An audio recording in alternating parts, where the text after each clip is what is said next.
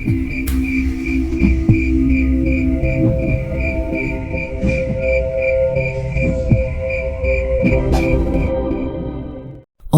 tolong bilangin jangan kesini om, ucapku. Emangnya kenapa Lang? Aku takut nanti kenapa-napa om. Gak usah khawatir, dia gak bakal kenapa-napa, percaya sama om. Kemarin Pak Nasir juga begitu, kelihatan baik-baik, tapi tiba-tiba meninggal. Lang, temen om ini udah biasa ngehadepin begituan. Kemarin aja, dia yang magerin rumah ini. Magerin maksudnya apa om? Bikin perisai biar jin negatif gak masuk rumah, sahut Kak Nasrul. Nah tuh Nasrul tahu, kalau begitu bisa gak magerin rumah sekalian? Bisa saja, tapi tetap bahaya pas keluar rumah. Keluarnya siang om, malam di dalam rumah. Ya kalau udah diincar mau siang atau malam, mereka tetap bisa nyelakain kamu. Bener juga, kejadian kecelakaan kemarin di siang hari. Terus jadinya harus gimana om? Harus bikin gimana caranya biar kamu lepas dari incerannya. Sampai sekarang masih bingung kenapa aku yang diincar. Kalau cuman minta tolong harusnya gak sampai segininya sih om. Nah semoga saja teman om ini punya jawabannya Lang. Waktu menunjukkan pukul 4 sore, tapi teman om Herman belum datang juga. Padahal hujan sudah mulai reda. Aku berjalan menuju teras, menghampiri Kak Nasrul. Berani banget keluar Lang, ucap Kak Nasrul. Soalnya mereka udah gak ada kak, sahutku sembari duduk di dekatnya. Kakak besok gak kerja? Gak usah pikirin kakak, fokus sama kamu aja dulu. Jangan sampai kakak dipecat dari kerjaan. Tenang aja, kakak udah izin kok, bilang dong dari tadi. Saat kami sedang asyik mengobrol, ada orang yang mengenakan jas hujan berwarna kuning berhenti di depan pagar. Spontan aku berdiri dan memanggil Om Herman. Masuk Sam, ucap Om Herman. Maaf ya, telat, balasnya sembari melepaskan jas hujan. Ini keponakan yang kemarin diceritain. Om Herman menunjukku. Spontan aku mengembangkan senyum sembari mengulurkan tangan. Ini Ustadz Azam Lang. Kamu Gilang ya? Ucap Ustadz Azam. Iya pak. Ini kakaknya, Nasrul. Om Herman memperkenalkan Kak Nasrul. Setelah perkenalan singkat ini, kami pun masuk ke dalam, duduk di ruang tamu. Gimana tadi Sam? Tanya Om Herman. Alhamdulillah, luar biasa godaannya. Apa ada yang jahil? Biasalah man, kayak kemarin. Om Herman tertawa. Jadi kemarin pas mau datang ke sini, kunci motornya tiba-tiba hilang. Jelasnya. Iya, Ana ampe bingung nyarinya. Ternyata diumpetin. Mereka bisa ngumpetin benda-benda pak? Tanyaku. Bisa.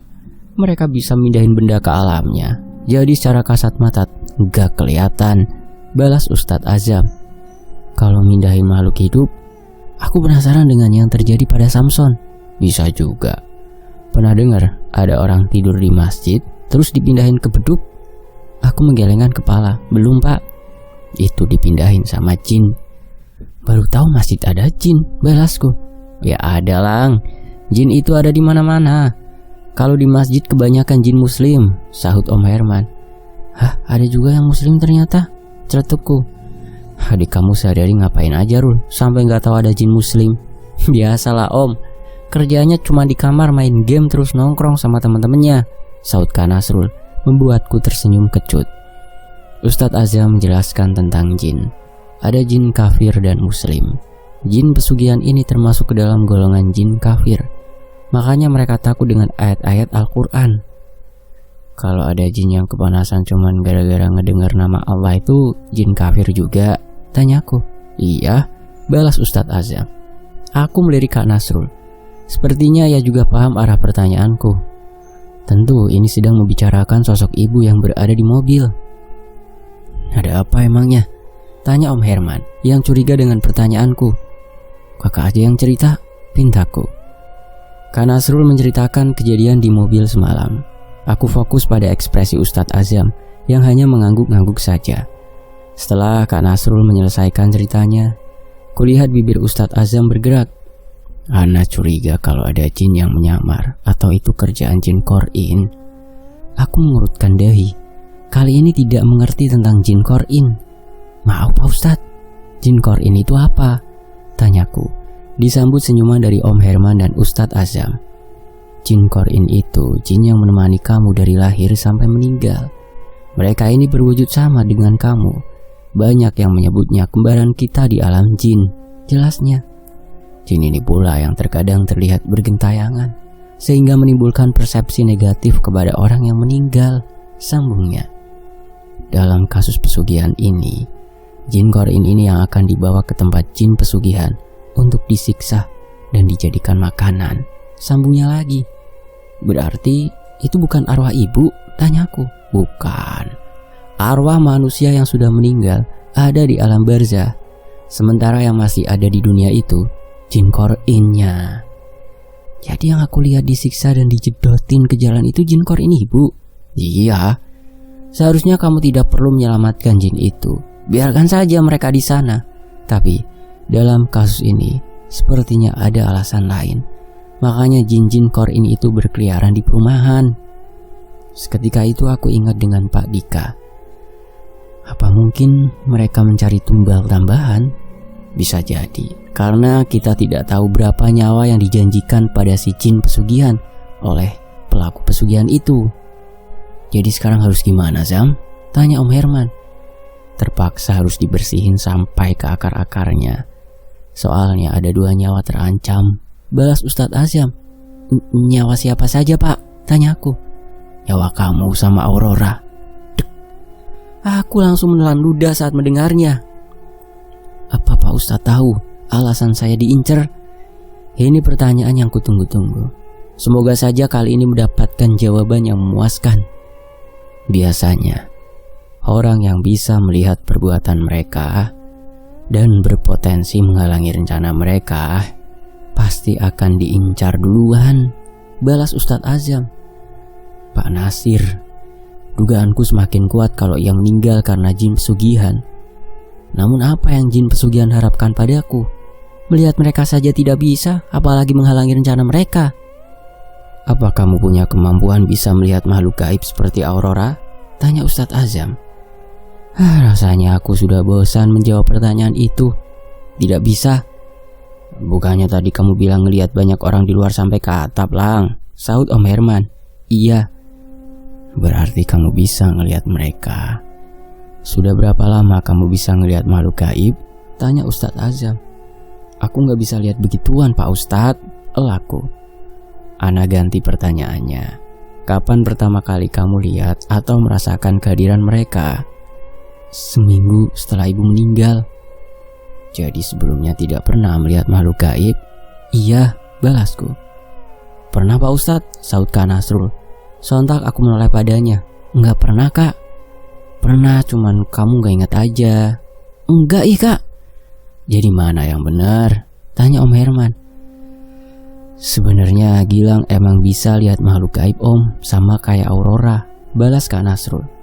Kakak jangan ngarang ah. Aku sedikit kesal dengan ucapannya itu. Kakak gak ngarang Lang. Waktu kamu kecil emang bisa ngelihat begituan.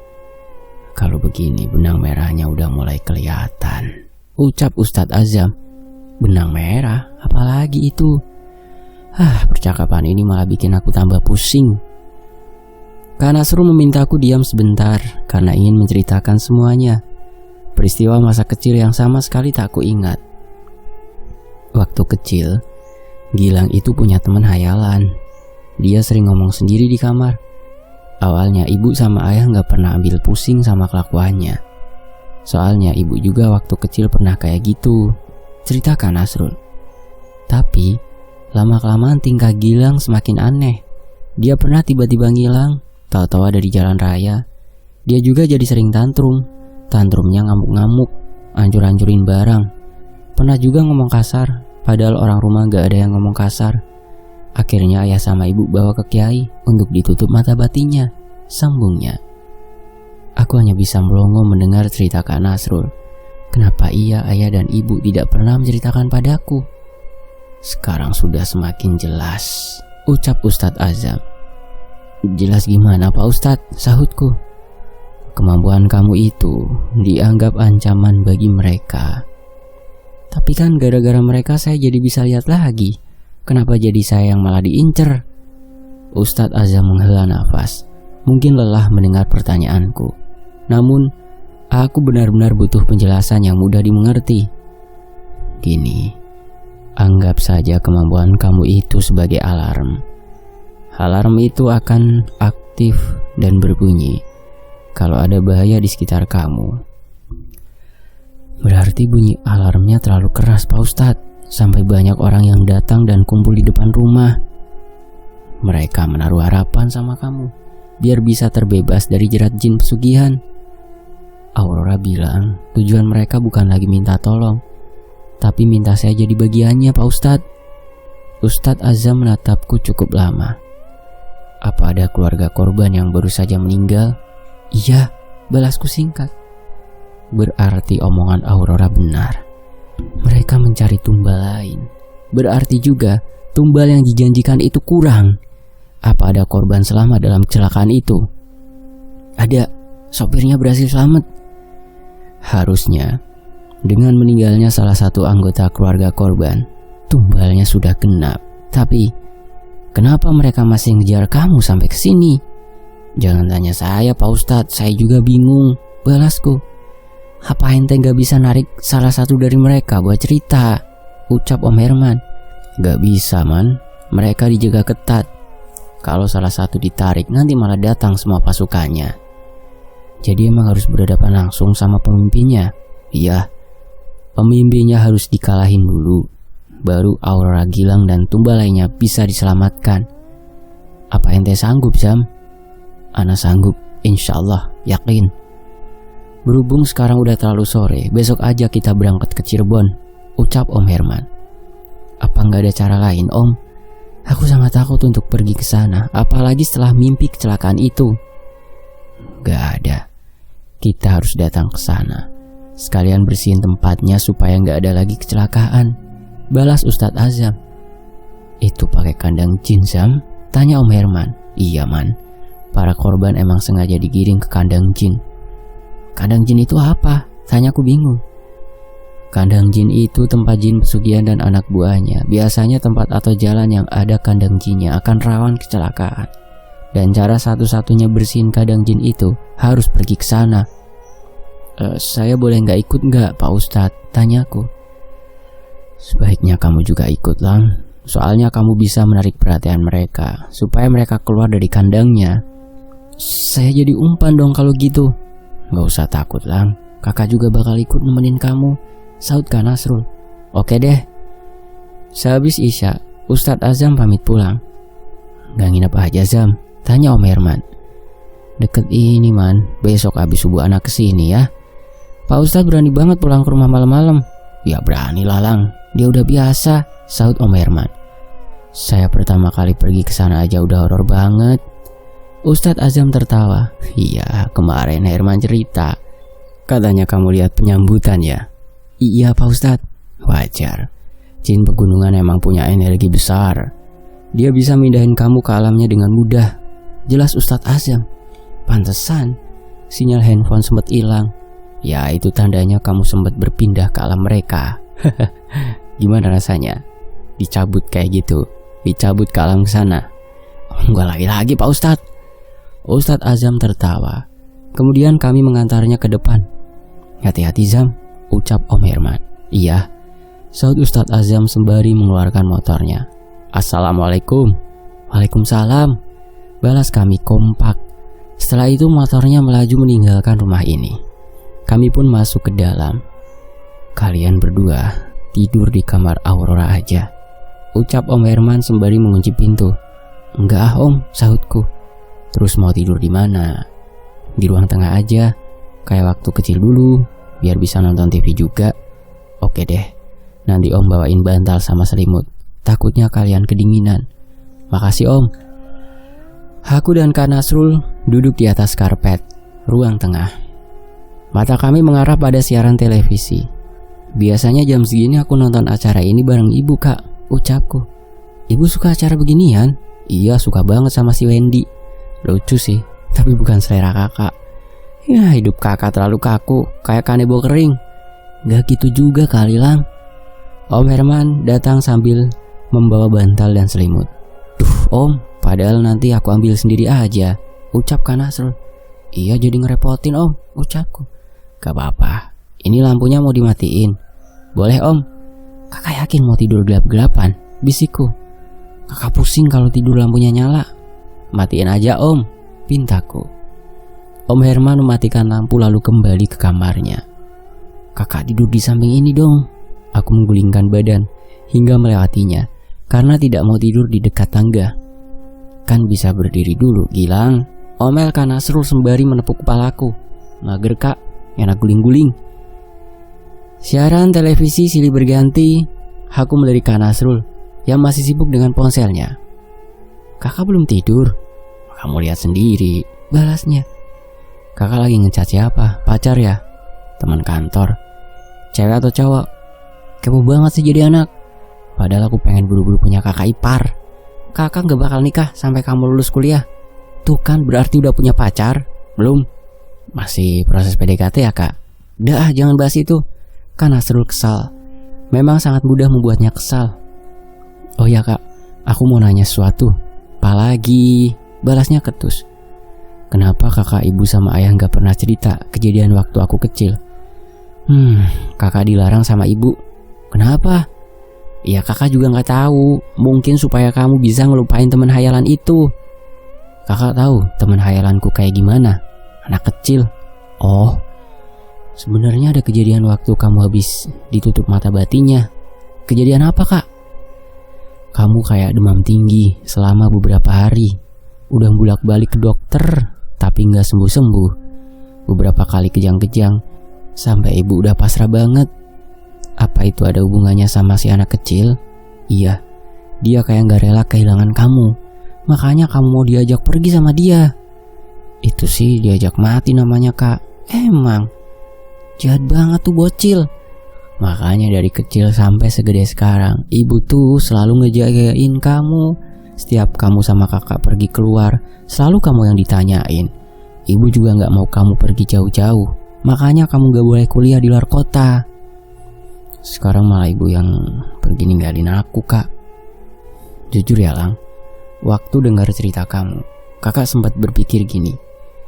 Apa mungkin rasa sayang ibu sama kamu yang bikin ibu balik lagi dan pengen ngajak kamu pergi juga? Karena itu ibu gak mau jauh-jauh dari kamu. Apa kakak pernah cemburu sama aku? Entah kenapa mendengar curhatannya kali ini, aku seperti merasakan kesedihan yang sudah dipendam lama. Sering. Tapi kakak juga ngerti kenapa sikap ibu begitu. Maafin aku ya kak, kurang peka sama keadaan. Malah aku semakin manja sama ibu. Iya, ya udah, sekarang tidur. Udah mau jam 12. Kumatikan televisi, lalu kami pun tidur. Pagi menyapa. Dari subuh, Tante Farah sudah sibuk di dapur, menyiapkan sarapan dan perbekalan. Sementara aku, Kak Nasrul dan Om Herman duduk di teras sambil menikmati segelas kopi. Palingan sebentar lagi juga nyampe, ucap Om Herman. Iya, dari tadi kami menunggu kedatangan Ustadz Azam. Semoga saja kali ini motornya tidak mogok. Soalnya pagi begini, takutnya belum ada bengkel yang buka. Sekitar 15 menit kemudian, Ustadz Azam datang. Sebelum berangkat, kami lebih dulu sarapan. Bawa aja, gua di jalan. Tante Farah memintaku membawa toples berisi kue kering. Enggak Tan, tolakku. Bawa aja Lang, ucap Om Herman. Ya udah deh kalau maksa, aku membawa toples itu. Om Herman sedang mengeluarkan mobil dari garasi. Padahal tadi Kak Nasrul sudah menawarkan pakai mobilku, tapi Om Herman menolak. Aku berdiri di luar pagar. Kak Gilang, panggil Aurora dari balkon. Iya, sahutku, lupa untuk berpamitan dengannya. Jangan lupa baca doa kak. Siap. Kak Nasrul masuk ke dalam mobil, disusul aku. Udah siap? Tanya Ustadz Azam. Siap, sahutku. Bismillah. Mobil pun pergi ke Cirebon. Doaku hanya satu, semoga kami selamat sampai tujuan tanpa sedikit pun halangan. Perjalanan ini bisa dibilang cukup lancar. Dalam waktu 1 jam, kami sudah sampai di tol Jakarta Cikampek. Tiba di KM 30, hujan turun cukup deras. Om Herman memperlambat laju mobil. Gilang Febians. Terdengar suara bisikan. Pak Ustadz, panggilku. Ya, sahut Ustadz Azam. Buak! Ada suara ledakan kencang di luar. Secara bersamaan mobil berputar-putar tanpa kendali. Allahu Akbar! Teriak kami sebelum mobil terbalik dan menghantam pembatas tol. Pandangan ini seketika berubah gelap. Saat terbangun, aku sudah berada di sisi kiri jalan tol. Terlihat banyak mobil berhenti dan ada ambulan. Kak Nasrul! Aku berteriak seraya berlari mendekati ambulan yang membawa tubuh Kak Nasrul. Namun langkah ini terhenti saat melihat tubuh lain sedang digotong oleh tenaga medis. Tubuhku. Aku mengamati setiap jengkal tubuh ini. Tak ada luka. Telapak tangan pun terlihat pucat. Apa aku sudah mati? Batinku. Iya. Sahut suara besar di belakangku. Sontak aku menoleh. Ada siluman anjing bertanduk, sudah berdiri sambil memutar-mutar rantai. Aku berlari, kabur darinya. Namun, rantai itu berhasil menggapai kaki ini. Aku terjatuh mencium aspal jalan. Siluman anjing itu menarik rantai hingga membuat tubuhku terseret. Tolong! Teriakku. Tarikan yang begitu kuat membuat tubuh ini dalam sekejap sudah berada di dekatnya. Ia menginjak perutku. Kena kamu! Ucapnya lalu tertawa kencang. Siluman anjing menyeret tubuhku hingga ke pinggir jalan, yang merupakan area seperti hutan. Aku berusaha melepaskan lilitan rantai di kaki, tapi tak bisa. Lilitannya begitu kuat, sementara punggung ini terasa perih karena bergesekan dengan aspal. Sampai di pinggir jalan, terlihat banyak orang dengan wajah pucat dan penuh luka. Mereka berdiri seakan menyambut kedatanganku. Siluman anjing itu terus menyeret tubuh ini ke dalam hutan. Di sana, semakin banyak orang berkumpul. Ada sebuah portal berwarna hitam. Sekarang kamu akan berkumpul bersama keluargamu, ucap siluman anjing itu sebelum menarikku ke dalam portal. Ah! Aku berteriak karena tubuh ini seperti berputar-putar di ruangan gelap. Tak lama kemudian kami sudah ada di dasar jurang. Kali ini pemandangannya lebih menakutkan. Banyak potongan organ tubuh berserakan di tanah. Yang membuatnya lebih menakutkan adalah potongan organ itu masih bergerak-gerak. Lilitan rantai di kaki terlepas. Sontak aku bangkit dan berpikir berniat untuk melarikan diri. Namun, dua anak buah siluman anjing itu menahanku. Kemudian, mereka mengikatkan tali di leherku, layaknya seekor anjing. Setelah itu aku dipaksa melangkah melewati potongan organ itu. Teriakan kesakitan terdengar bersahutan. Ah! Aku berteriak saat potongan tangan menggenggam kakiku. Dua sosok yang mendampingiku menginjak potongan tangan itu hingga tak bergerak. Aku dibawa ke dalam hutan. Ada sebuah lapangan kosong berpasir hitam. Tak ada satupun tanaman yang terlihat. Yang ada hanya sebuah meja besar yang terbuat dari batu. Di sampingnya terlihat seorang nenek mengenakan kebaya merah. Ia berdiri sambil menatapku. Tumbal baru lagi? Tanyanya. Bukan, balas siluman anjing. Lantas untuk apa kau bawa dia ke sini? Bersihkan dia. Saya ingin memakannya. Makan? Tubuh ini langsung gemetar mendengarnya. Apa siluman anjing benar-benar akan memakanku? Atau ini hanya sebuah ancaman saja? Tubuhku diangkat oleh dua sosok yang dari tadi mendampingi. Kemudian aku dibaringkan di atas meja batu. Saat kulit ini bersentuhan dengan permukaan meja, hawa dingin langsung merambat ke sekujur tubuh, membuat tubuh ini kaku, tak bisa bergerak. Nenek itu berdiri di sampingku. Tangannya yang kasar mengusap-usap wajah dan rambutku. Kamu ini dikasih kesempatan hidup, malah datang ke sini, gumamnya. Sayangnya, lidahku sudah terlanjur keluh. Tak bisa menjawab ucapannya, hanya bisa pasrah saat ia mulai melucuti pakaianku satu persatu. Kalian itu terlalu meremehkan kami. Kami sudah ada sebelum nenek moyang kalian lahir. Kalian malah akan datang ke sini dengan sikap angkuh, ucap nenek itu sembari membersihkan noda darah di kakiku. Sudah, jangan ajak ngobrol makanan saya, omel siluman anjing. Kini aku hanya bisa menutup mata dan pasrah. Anak tampan, jangan mengambil keputusan yang salah, bisik nenek itu sebelum tubuhku digotong ke sebuah tempat yang lebih menyeramkan. Tempatnya masih berupa lapangan kosong, tapi tanahnya berwarna merah. Aku dibaringkan di tanah. Kemudian siluman anjing itu menggonggong sangat keras. Tiba-tiba suasana menjadi riuh dengan gonggongan. Mata ini berputar melihat sekitar. Ada banyak anjing hitam berdatangan. Tubuhku diseret menjauh. Puluhan anjing hitam terlihat mengitariku. Nikmati jangan kalian, buat yang menderita, ucap siluman anjing. Kumpulan anjing hitam nyalak. Matanya yang merah menyorot ke arahku dengan mulut menganga, membuat air liurnya menetes. Mereka seperti siap untuk menerkamku. Makan, teriak siluman anjing. Kumpulan anjing hitam berlari dengan kencang, mulai mencabik-cabik semua bagian tubuhku. Rasanya sakit, sangat sakit. Tapi mulut ini tak bisa berteriak. Aku bisa melihat isi perut ini terburai. Kemudian mereka melahapnya dengan cepat. Sekarang hanya tersisa bagian kepala yang belum tersentuh.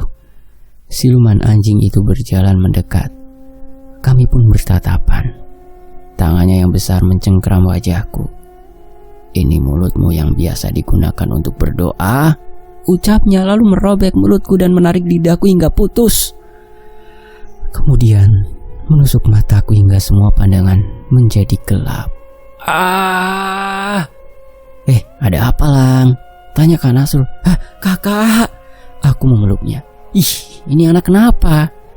Tadi aku mimpi serem, Kak. Mimpi apa?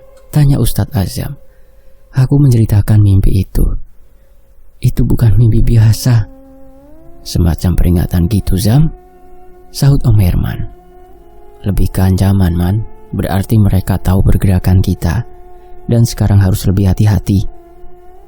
Sekarang baru sampai mana? Tanyaku. Sebentar lagi sampai Cirebon. Tadi kamu tidur lama banget, balas Kak Nasrul. Saya udah telepon beberapa kenalan di sana buat bantu beresin masalah ini. Soalnya siluman itu pasti sudah mempersiapkan pasukan, ucap Ustadz Azam. Kurang dari setengah jam mobil sampai ke Cirebon. Ustadz Azam mengarahkan Om Herman ke sebuah pesantren yang tak jauh dari kota. Di sana sudah ditunggu seorang ustadz yang katanya akan membantu kami untuk melawan siluman anjing itu. Ini Ustadz Baharudin. Ustadz Azam memperkenalkan temannya. Aku, Kak Nasrul dan Om Herman pun memperkenalkan diri. Setelah pengenalan singkat itu, kami diajak masuk ke sebuah ruangan untuk mengobrol. Kemungkinan kita berangkat habis Isya, Zam, ucap Ustadz Baharudin. Gak kemalaman apa? Balas Ustadz Azam. Gak apa-apa. Sambil nunggu Kiai Mustafa sama Habib Hussein yang lagi jalan ke sini dari Semarang. Duar! Terdengar suara ledakan dari luar. Sontak kami pun berlari keluar. Banyak santri yang ikut berhamburan keluar. Ada yang mecahin ban mobil, ucap Om Herman. Luar biasa mereka itu, balas Ustadz Azam. Aku seperti bernapas lega. Ban mobil itu tidak pecah pada saat di jalan tol. Bisa-bisa mimpi tadi jadi kenyataan. Om Herman bergegas mengganti ban mobil. Awas jangan sampai pecah lagi. Gak ada ban cadangan, keluhnya. Lain kali bawa 4 ban cadangan, Om, ledekku. Jualan ban itu sih, Lang. Kami pun masuk kembali ke ruangan. Ustadz Baharudin sudah mempersiapkan makanan. Setelah makan, kami sholat zuhur berjamaah di masjid pesantren. Aku sempat diminta ikut sebuah kelas, tapi menolak. Soalnya malu kalau bacaanku belum begitu lancar. Apalagi sebelumnya Ustadz Azam sedikit meledekku karena tidak hafal ayat kursi. Jadi saja sekarang aku harus menghafalnya. Dari tadi Kak Nasrul tertawa melihatku. Ayo hafalin, malah bengong, ucapnya. Kagak bengong, Kak, ini lagi baca dalam hati. Makanya jangan kebanyakan nongkrong. Ih, kakak jangan ganggu konsentrasi. Waktu menunjukkan pukul 7 malam. Kiai Mustafa dan Habib Hussein belum datang juga. Aku khawatir terjadi sesuatu pada mereka. Din. Terdengar suara klakson mobil. Habib Hussein sama Kiai Mustafa udah datang, ucap Ustadz Baharudin. Bersambung, nantikan bagian terakhirnya hanya di Fakta Sejarah. Terima kasih untuk penulisnya Bang Ramdan Nadi, dan terima kasih untuk teman-teman yang sudah menyimak di sini dalam versi Fakta Sejarah. Mohon maaf kalau ada salah kata, saya pamit. Wassalamualaikum warahmatullahi wabarakatuh. Alhamdulillah.